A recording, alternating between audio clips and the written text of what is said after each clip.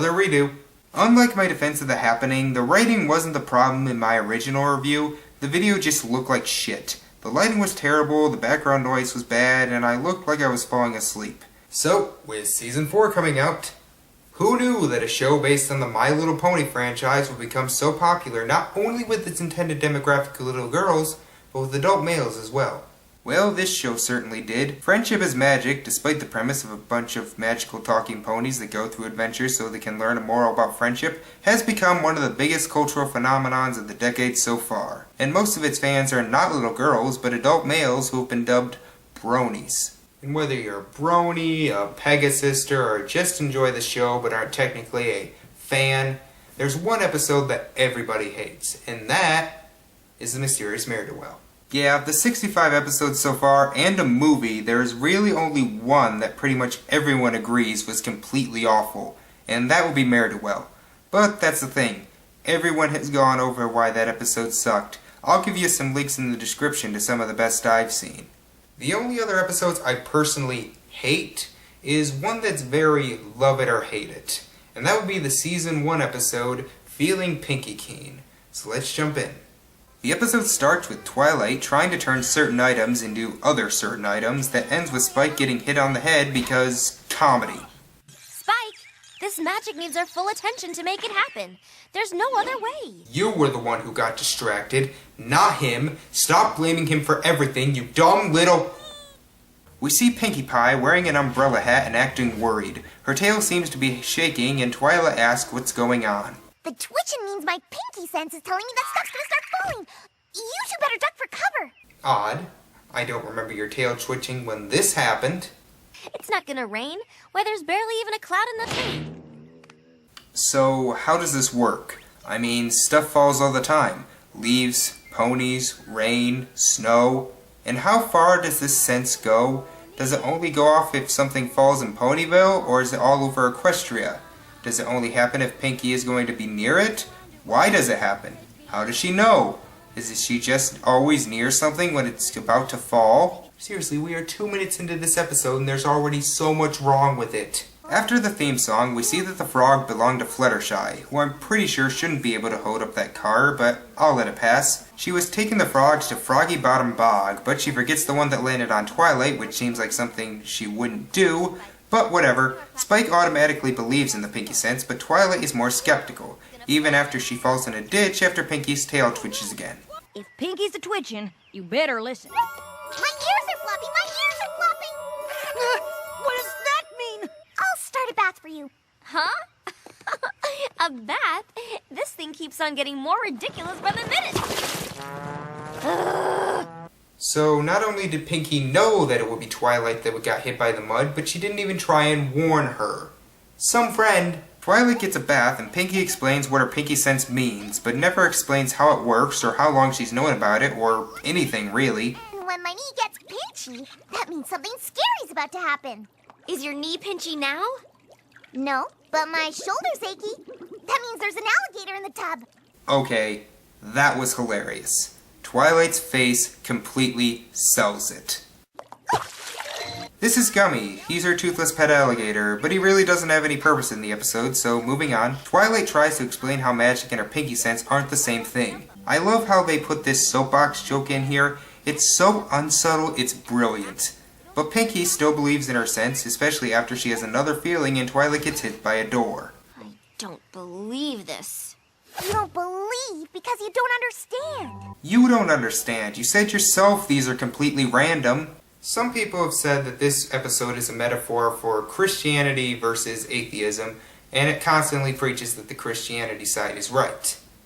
I don't necessarily think that. I think this episode says more screw you to free thinking. If everyone else thinks or likes something, then you should automatically think or like that thing as well. Twilight tries to find out the sense through science, but I guess absolutely nothing in Equestria is falling, or opening doors, or anything scary happening, and she eventually gives up and is hit by a door again. Ha ha ha. Also, Spike came in like he really needed to talk to Twilight, like an emergency, but he never find out what it is, almost like the door opening was just there to prove her wrong. After a commercial, we see Fluttershy arriving at the bog. Wait, she just got there? She can fly, and after all this time, she just got there? Twilight stalks Pinkie to try and find out why her sense works. We see a few seconds of Pinkie doing Pinkie things, and then her nose itches, and this causes Twilight to get attacked by bees. How many random bee attacks happen in Ponyville that Pinkie would know what that means? What's she doing now? Smelling a flower. Holy guacamole! I wonder what that means. Probably that the flower smells good. Okay, that was pretty funny.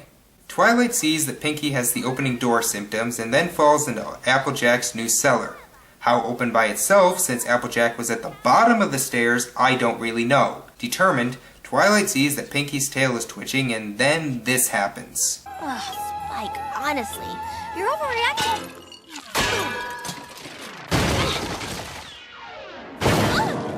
Well, she's dead.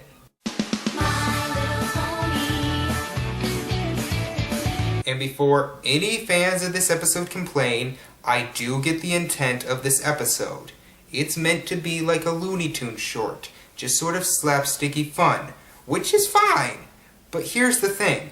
The reason it's funny when it happens to characters like Wile E. Coyote, Yosemite Sam, and Daffy Duck is because they deserve it. Twilight has done nothing to deserve this. All she's trying to do is figure out why the Pinkie sense works. I don't care if you think this is about religion, free thinking, or whatever. If you don't agree, that doesn't automatically make you evil.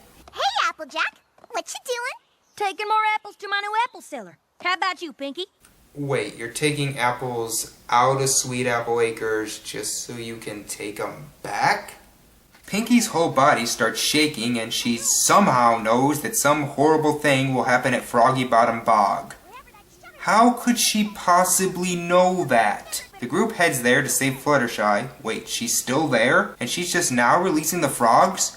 What the hell has she been doing this whole time? Along the way, they wonder what the shuddering could mean. What if she exploded and then exploded again?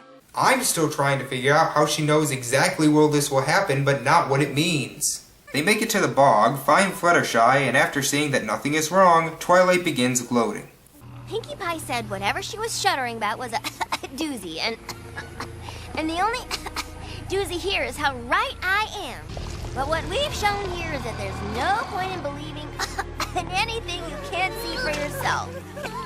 Well, then, see what's behind you, Twilight! I see it, but I don't believe it! Finally, something cool's gonna happen. Wait a minute. I thought a pinchy knee meant something scary was gonna happen.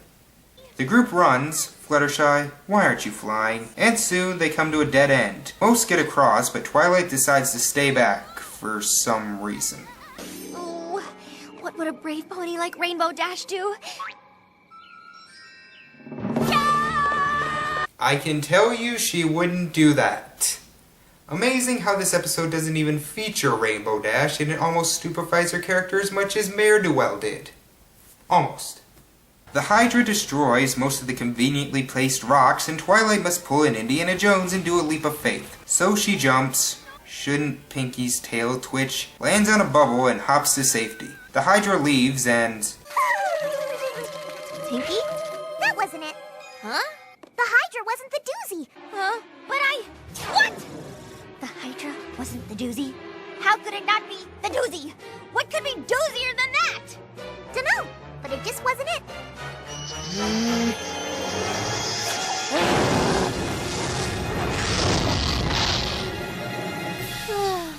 I give up. No, lay down some vengeance. But Pinkie's sense somehow makes sense.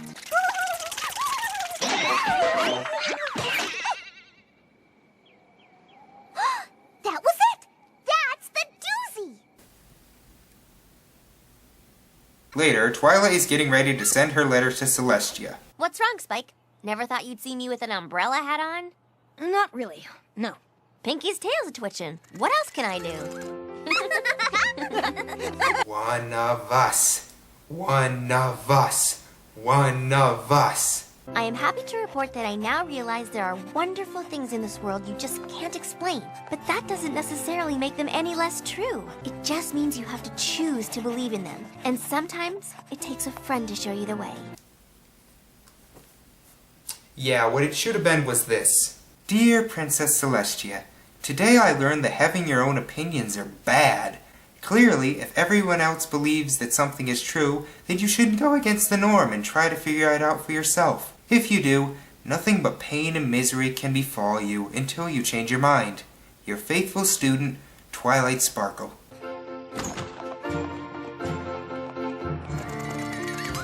There it goes again. I wonder what's gonna drop out of the sky this time. You never know.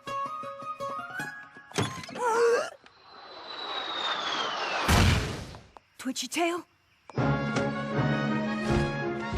So, since Twilight didn't see that, does that mean she still believes? Okay, episode over.